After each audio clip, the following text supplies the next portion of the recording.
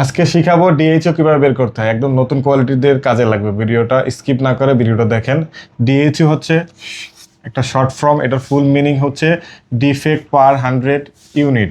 ডিএইচও বের করার আগে একটা বিষয় মনে রাখবেন, ডিএইচও এবং রিজেকশন পার্সেন্ট কিন্তু এক বিষয় না, দুইটা আলাদা, এটা মনে রাখতে হবে। তো ডিএইচইউ মানে, ডিএইচইউর ফুল মিনিং আমি বললাম ডিফেক্ট পার 100 ইউনিট। এর সহজ ইকুয়েশনটি হচ্ছে মোট ডিফেক্ট সংখ্যাকে মোট চেক করা পিস দিয়ে ভাগ করে 100 দিয়ে গুণ করতে হবে। আমি এটা সূত্রটা স্ক্রিনেও দিয়ে দিব।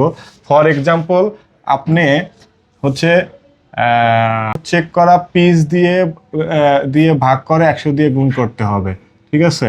এই যে এক্সাম্পল, এটি হচ্ছে 12 পিস, আমাদের চেক কোয়ান্টিটি হচ্ছে 200 পিস। হ্যাঁ, 100 দিয়ে গুণ করে 200 দিয়ে ভাগ দিলে এটা 6% আসে।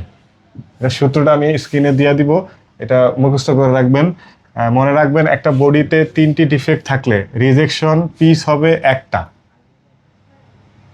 ঠিক আছে? যদি একটা বডির ভিতরেও যদি 3টা ডিফেক্ট আসে, রিজেকশন একটাই হবে, এটা মনে রাখতে হবে। 3টা ডিফেক্ট যদি থাকে, ওটা যদি কাউন্ট করতে চান সেটা ডিফেক্টিভে যাবে।